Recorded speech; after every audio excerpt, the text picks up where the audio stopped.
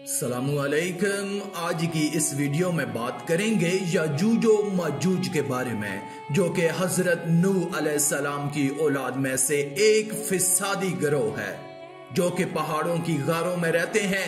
ये इंतहाई खूनख्वार, वहशी और जंगली हैं और कयामत के करीब ये पहाड़ों से निकलकर दुनिया में अपनी दहशत फैलाएंगे। अगर अभी तक आपने इस वीडियो को लाइक नहीं किया तो लाइक करके अल्लाह की कुदरत चैनल को सब्सक्राइब कर दें, शुक्रिया। दोस्तों, जुल्करनैन ये हजरत खिजर अलैहिस्सलाम के खालाजाद भाई हैं।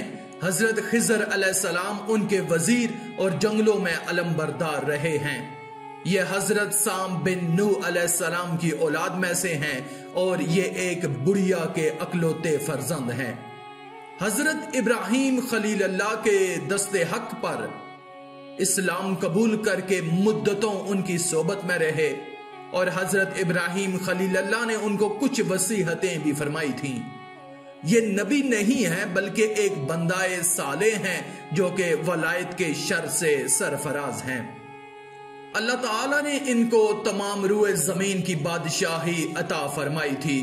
दुनिया में कुल 4 बादशाह ऐसे हुए हैं जिनको पूरी जमीन की पूरी बादशाही मिली। उनमें से 2 मोमिनीन थे और 2 काफर। मोमन तो हजरत सुलेमान अलैहिस्सलाम और जुल्करनैन हैं और काफर एक बख्त नसर और दूसरा नमरूद है। और तमाम रूए जमीन के 1/5वें बादशाह इस उम्मत में होने वाले हैं जिनका इसमें गरामी हजरत इमाम महदी रज़ी अल्लाह ताला अन्हो है। कुरान मजीद में हजरत जुल्करनैन के 3 सफरों का हाल बयान हुआ है जो कि सूरह कैफ में है, जिनकी रुदाद बहुत ही अजीब और इबरत खेज है। पहला सफर हजरत जुल्करनैन ने पुरानी किताबों में पढ़ा था कि साम बिन नूह अलैहिस्सलाम की औलाद में से एक शख्स आबे हयात के चश्मे से पानी पी लेगा तो उसको मौत ना आएगी। इसलिए हजरत जुल्करनैन ने मगरब का सफर किया। आपके साथ हजरत खिजर अलैहिस्सलाम भी थे। वो तो आबे हयात के चश्मे पर पहुंच गए और उसका पानी भी पी लिया, मगर हजरत जुल्करनैन के मुकद्दर में नहीं था। वो महरूम रह गए। इस सफर में आप मगरब की जानब रवाना हुए तो जहां तक आबादी का नामो निशान है वो सब मंजिलें तय करके आप एक ऐसे मुकाम पर पहुंचे कि उन्हें सूरज गरूब के वक्त ऐसा नजर आया कि वो एक स्याह चश्मे में डूब रहा है। जैसा कि समुद्री सफर करने वालों को आफताब समुद्र के काले पानी में डूबता नजर आता है, वहां उनको एक ऐसी कौम मिली जो जानवरों की खाल पहने हुए थी। उसके सिवा कोई दूसरा लिबास उनके बदन पर नहीं था और दरियाई मुर्दा जानवरों के सिवा उनकी ग़िज़ा का कोई दूसरा सामान नहीं था। ये कौम नासक कहलाती थी। हजरत जुल्करनैन ने देखा कि उनके लश्कर बेशुमार हैं और ये लोग बहुत ही ताकतवर और जंगजू हैं। तो हजरत जुल्करनैन ने उन लोगों के गिर्द अपनी फौज का घेरा डालकर उन लोगों को बेबस कर दिया। चनाचे कुछ तो मुशर्रफ बा ईमान हो गए, कुछ आपकी फौज के हाथों मकतूल हो गए। दूसरा सफर फिर आपने मशरिक का किया, यहां तक कि जब सूरज तुलू होने की जगह पहुंचे तो यह देखा कि वहां एक ऐसी कौम है जिनके पास कोई इमारत और मकानात नहीं है। उन लोगों का यह हाल था कि सूरज तलू होने के वक्त ये लोग जमीन की गारों में छुप जाते और सूरज ढल जाने के बाद गारों से निकलकर अपनी रोजी की तलाश में लग जाते। ये लोग मनसक कहलाते थे। हजरत जुल्करनैन ने इन लोगों के मुकाबले में भी लश्कर आराई की और जो लोग ईमान लाए उनके साथ बेहतरीन सलूक किया और जो अपने कुफर पर अड़े रहे उनको तहे तह कर दिया। तीसरा सफर फिर आपने शिमाल की जानब शुरू किया, यहां तक के सदीन 2 पहाड़ियों के दरमियान में पहुंचे तो वहां की आबादी की अजीबो गरीब जबान थी। उन लोगों के साथ इशारों से बमुश्किल बातचीत की जा सकती थी। उन लोगों ने हजरत जुल्करनैन से याजूज व माजूज के मजालम की शिकायत की और मदद के लिए दरख्वास्त की। याजूज व माजूज ये याफस बिन नूह अलैहिस्सलाम की औलाद में से एक फिसादी गिरोह है और इन लोगों की तादाद बहुत ज्यादा है। ये लोग बला के जंगजू, खूनखार और बिल्कुल वहशी और जंगली हैं जो बिल्कुल जानवरों की तरह रहते हैं।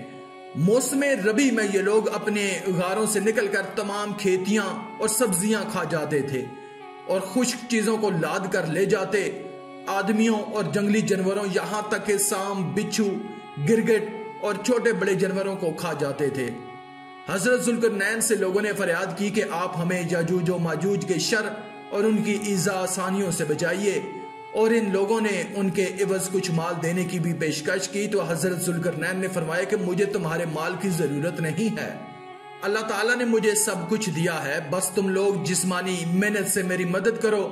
चनाचे आपने दोनों पहाड़ों के दरमियान बुनियाद खुदवाई। जब पानी निकल आया तो उस पर पिघलाए तांबे के गारे से पत्थर जमाए गए और लोहे के तख्ते नीचे ऊपर चुनकर उनके दरमियान में लकड़ी और कोयला भरवा दिया गया और उसमें आग लगवा दी। इस तरह ये दीवार पहाड़ की बुलंदी तक ऊंची कर दी गई और दोनों पहाड़ों के दरमियान कोई जगह न छोड़ी गई। फिर पिघला हुआ तांबा दीवार में पिला दिया गया।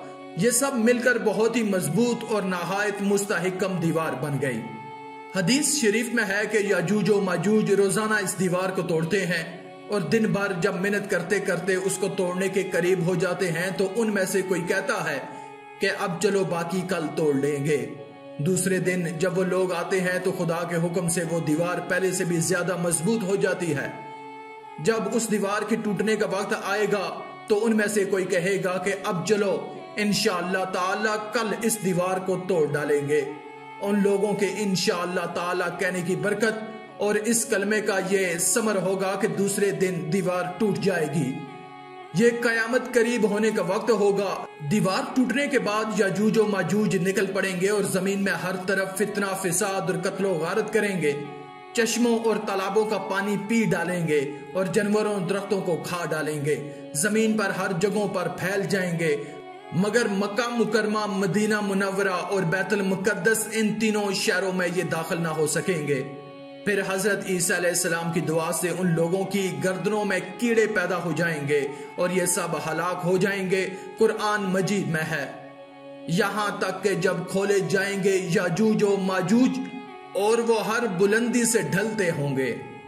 आखिर में अल्लाह रब्बुल इज्जत से दुआ है कि अल्लाह हमें नेक अमाल करने और बुराई से बचने और बचाने की तौफीक अता फरमाए। आमीन या रब्बल आलमीन।